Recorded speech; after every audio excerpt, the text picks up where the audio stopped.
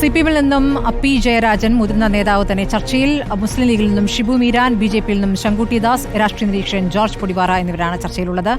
ആദ്യം ശ്രീ പി ജയരാജൻ, നമുക്കറിയാം നമ്മുടെ ചുരുങ്ങിയ സമയം ആ ഒരു മണിക്കൂറിൽ ചരിത്രവുമായി ബന്ധപ്പെട്ട് രേഖപ്പെടുത്തപ്പെട്ട ഒരുപാട് കാര്യങ്ങളുണ്ട്. പക്ഷേ ഞാൻ ഇതിൽ ബിനോയ് വിശ്വം പറഞ്ഞ പ്രതികരണത്തിൽ നിന്നും താങ്കളുടെ മറുപടി ആദ്യം തേടുകയാണ്.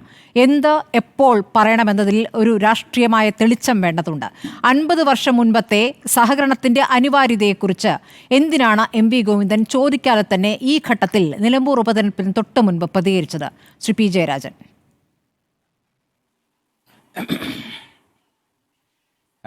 CPM-ന്റെ സംസ്ഥാന സെക്രട്ടറി ഇന്നലെ പറഞ്ഞിട്ടുള്ള കാര്യം വളച്ചൊടിച്ച് റിപ്പോർട്ട് ചെയ്തപ്പോൾ ഇന്ന് അദ്ദേഹം വാർത്താ സമ്മേളനം വിളിച്ച് വ്യക്തമാക്കിയിട്ടുണ്ടല്ലോ. അപ്പോൾ അതോടുകൂടി എല്ലാവർക്കും ക്ലിയറായി.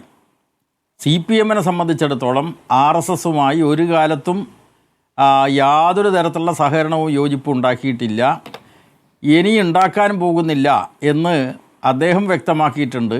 ബഹുമാനപ്പെട്ട മുഖ്യമന്ത്രിയും CPM പോളിറ്റ് ബ്യൂറോ അംഗമായിട്ടുള്ള സഖാവ് പിണറായിയും ഇന്ന് വൈകുന്നേരം വാർത്താ സമ്മേളനം നടത്തി വ്യക്തമാക്കിയിട്ടുണ്ട്. അപ്പോൾ അതുകൊണ്ട് ആ കാര്യത്തിൽ CPM-നെ സംബന്ധിച്ചിടത്തോളം വളരെ വ്യക്തമായിട്ടുള്ള ഒരു കാര്യമാണ്. RSS-നോടുള്ള നിലപാട് വളരെ വ്യക്തമാണ്. ഞങ്ങളുടെ രാഷ്ട്രീയ പ്രമേയത്തിൽ തന്നെ നവഫാസിസ്റ്റ് പ്രവണതകളുള്ള ഒരു ശക്തിയായിട്ടാണ് RSS BJP-യെ വിലയിരുത്തിയിട്ടുള്ളത്. അപ്പോൾ വളരെ ക്ലിയറായിട്ടുള്ള കാര്യത്തിൽ ആശയക്കുഴപ്പം ഉണ്ടാക്കാനുള്ള ശ്രമം ചില കേന്ദ്രങ്ങളിൽ നടത്തുന്നുണ്ട്. അത് വിജയിക്കാൻ വേണ്ടി പോകുന്നില്ല. ശ്രീ പി ജയരാജൻ, അതിൽ ക്ലാരിറ്റി വേണ്ടത് ഒരു കാര്യത്തിലാണ്. വ്യക്തമായിട്ട് പറഞ്ഞു. ഒറ്റ മിനിറ്റ്. ഒന്നാമത്തെ കാര്യം, ഇതിൽ RSS-ഉമായി ബന്ധപ്പെട്ട് ഒരു ചോദ്യക്കാരിൽ നിന്നും ഉണ്ടായിട്ടില്ല, അഭിമുഖകാരിൽ നിന്നും ഉണ്ടായിട്ടില്ല. ജമാഅത്തെ വിഷയമാണ് ചോദിച്ചത്. അപ്പോഴാണ് RSS-ഉമായി സഹകരിക്കൽ എന്ന് തന്നെയാണ് ആ വാക്ക്, സഹകരിക്കേണ്ടി വന്നതിൻ്റെ അനിവാര്യതയെക്കുറിച്ച്, നെസസിറ്റിയെക്കുറിച്ച് അദ്ദേഹം ഓർമ്മിപ്പിക്കുന്നത്. അന്ന് അങ്ങനെ ഉണ്ടായിട്ടുണ്ടല്ലോ. അപ്പോൾ അഭിമുഖകാരൻ പറയുകയാണ്, ഇതിപ്പോൾ പറഞ്ഞാൽ വിവാദമാകും. എന്ത് വിവാദം? ഞങ്ങൾക്കാരെയും ഭയമില്ല, ഒരു ഭയത്തിൻ്റെയും ആവശ്യമില്ല എന്ന് പറഞ്ഞ് ആ സഹകരണത്തിൻ്റെ അനിവാര്യത വിശദീകരിക്കുന്നു.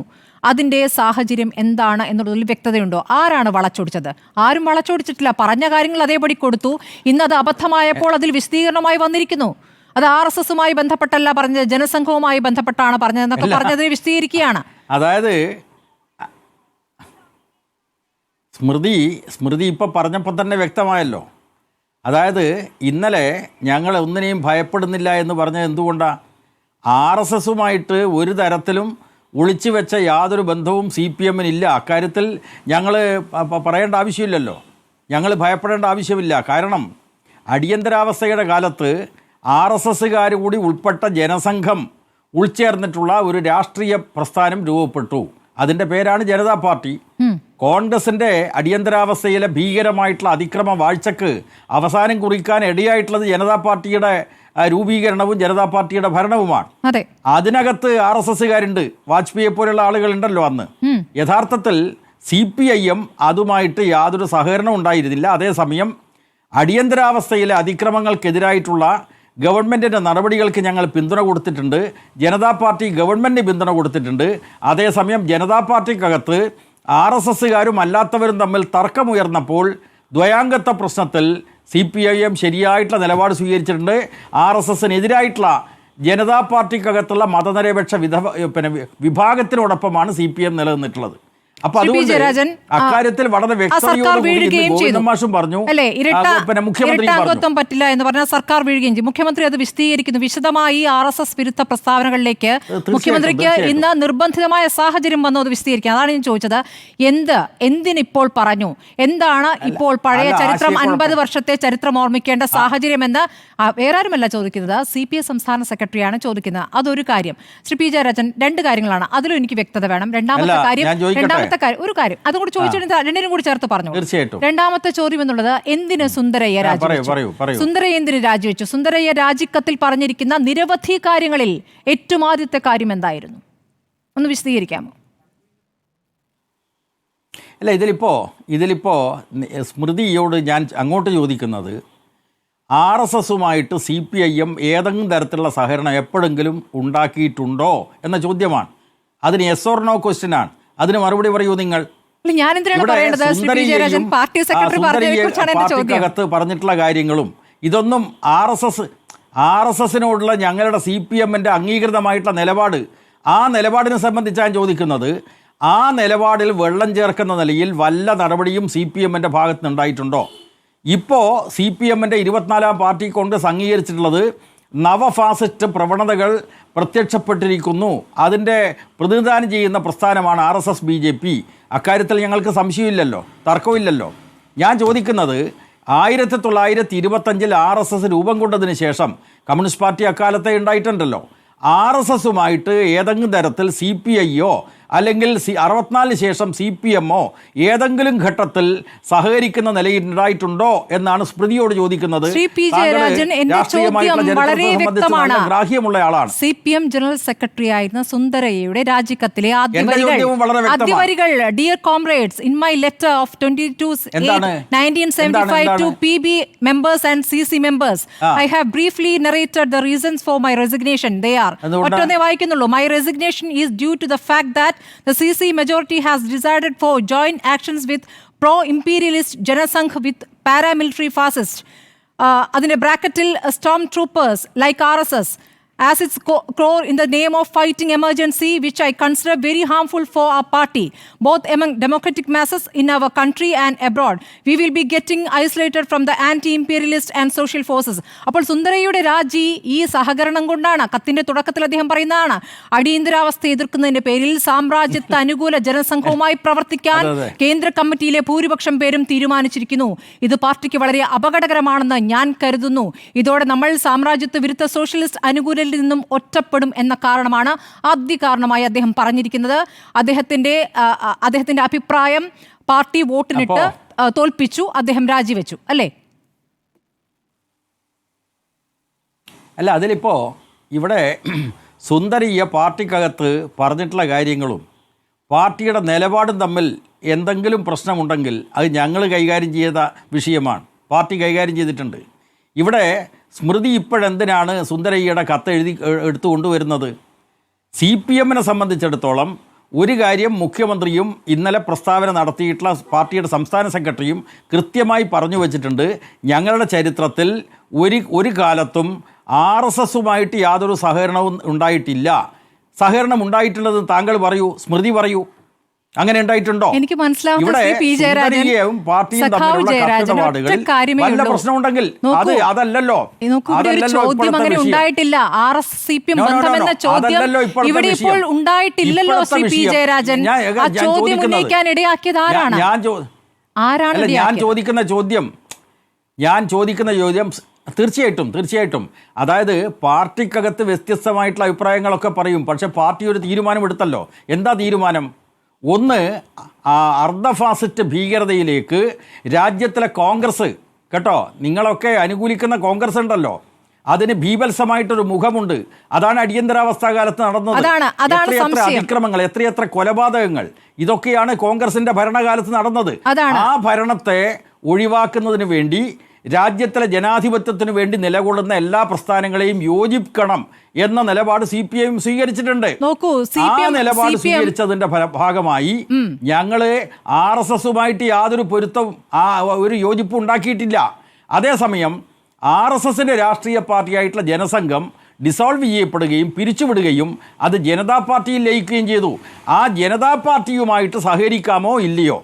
ഞങ്ങൾ സഹകരിച്ചിട്ടുണ്ടെന്ന് പരസ്യമായി പറയുന്നു. കത്തിന്റെ കാര്യം ഉദ്ധരിക്കേണ്ട കാര്യം എന്താണ്? ജനതാ പാർട്ടിയുമായി സഹകരിച്ചിട്ടുണ്ട്. അതിൽ RSS-ഉം ഉണ്ടായിരുന്നു. തീർച്ചയായിട്ടും ജനതാ പാർട്ടിയിൽ മാത്രമല്ല. ഇവിടെ ഒരു കാര്യം മനസ്സിലാക്കേണ്ടത്, കോൺഗ്രസിനകത്ത് RSS-ന്റെ ഏജന്റുമാരുണ്ടല്ലോ. ശരി, കോൺഗ്രസിനകത്ത് RSS-ന്റെ ഏജന്റുമാരുണ്ട്. ഒറ്റ കാര്യമില്ല, ഞങ്ങളെപ്പറ്റി CPM-നെ പറ്റി അല്ല ശ്രീ പി ജയരാജൻ, ഇവിടെ കോൺഗ്രസിനകത്തെ RSS-നെ കുറിച്ചല്ല MV ഗോവിന്ദൻ പറഞ്ഞത്. ഞങ്ങൾ സഹകരിച്ച കാലത്തെക്കുറിച്ചും അതിന്റെ ആവശ്യകതയെക്കുറിച്ചും അദ്ദേഹം ഓർമ്മിപ്പിക്കുന്നത് ആരും ചോദിക്കാതെയാണ്. അതെന്തിനു പറഞ്ഞു? അത് നിലമ്പൂർ മുന്നിൽ കണ്ടല്ലേ? നിങ്ങൾക്ക് ലോക്സഭാ തെരഞ്ഞെടുപ്പിന് ശേഷം വന്നിരിക്കുന്ന നിങ്ങളുടെ ബോധോദയം ഭൂരിപക്ഷ വോട്ട് പിടിക്കാനുള്ള പ്രത്യേക തന്ത്രമാണോ ഇതിന് പിന്നിലെന്ന് പ്രതിപക്ഷം സംശയിക്കുമ്പോൾ അവർക്കുള്ള മറുപടി എന്താണ്? അതെ അല്ല, അതിലിപ്പോ ഈ ഇന്നലെ പിന്നെ ഗോവിന്ദ മാഷ് പറഞ്ഞ കാര്യത്തിൽ സംശയം ഉണ്ടായിട്ടുള്ള ആരെങ്കിലും ഉണ്ടെങ്കിൽ ആ സംശയം ദൂരീകരിച്ചുകൊണ്ട് ഇന്ന് പിന്നെ സഖാവ് ഗോവിന്ദൻ മാഷും വൈകുന്നേരം 6 മണിക്ക് മുഖ്യമന്ത്രി പിണറായി PB മെമ്പർ കൂടിയാണല്ലോ, അദ്ദേഹവും വ്യക്തമാക്കിയിട്ടുള്ള സാഹചര്യത്തിൽ ഞാൻ സ്മൃതിയോട് ചോദിക്കുന്നത്, CPM-ന്റെ ചരിത്രത്തിൽ ഏതെങ്കിലും കാലത്ത് RSS-ഉമായി സഹകരിക്കുകയോ യോജിച്ച് ചർച്ച ചെയ്യുകയോ ചെയ്തിട്ടുള്ള ഒരു സന്ദർഭം സ്മൃതിക്ക് പറയാനാവുമോ? ഞങ്ങൾക്ക് പറയാൻ പറ്റും. കോൺഗ്രസ് കേരളത്തിൽ RSS നേതൃത്വവുമായി ഉണ്ടാക്കിയിട്ടുള്ള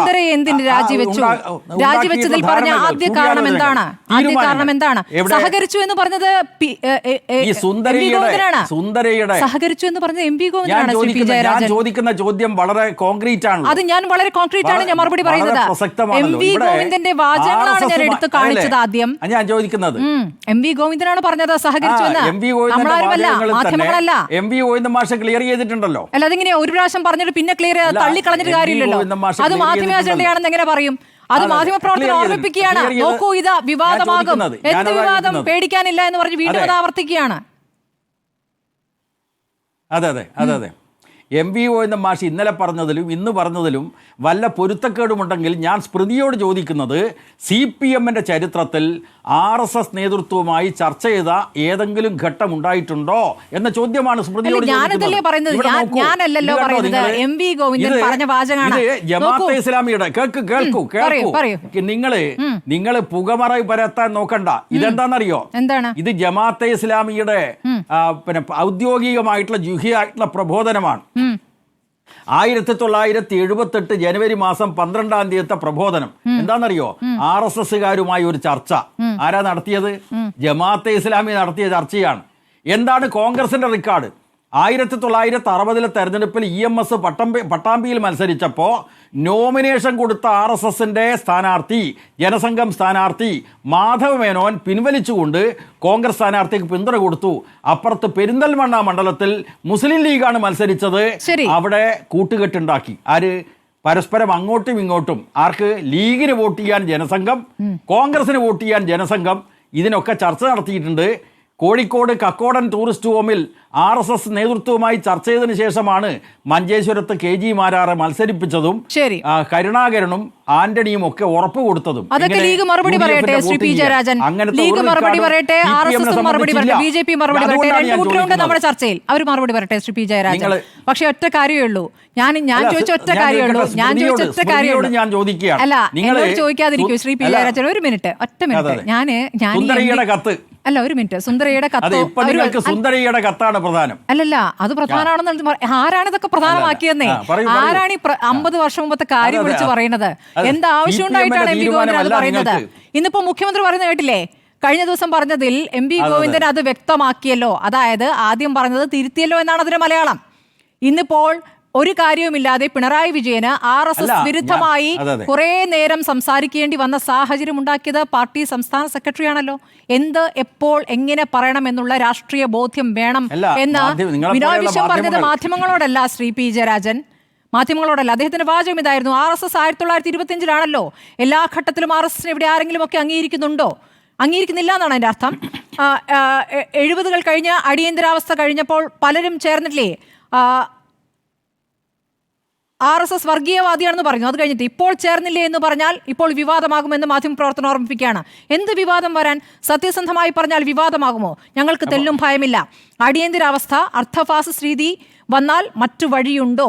ഫാസിസത്തിന് അവസാനം വരുത്തുക എന്നതാണ് മുദ്രാവാക്യം. അന്ന് യോജിക്കുന്നവർ എല്ലാവരുമായി യോജിച്ചില്ലേ? നെസസിറ്റിയാണ് പ്രശ്നം എന്ന് പറഞ്ഞുകൊണ്ട് ചോദിക്കാതെ തന്നെ ഈ RSSുമായുള്ള സഹകരണം പറയായിരുന്നു. നമുക്കിനി അടുത്തുള്ളവരിലേക്ക് കൂടി പോയ ശേഷം ഞാൻ താങ്കളിലേക്ക് വരാം.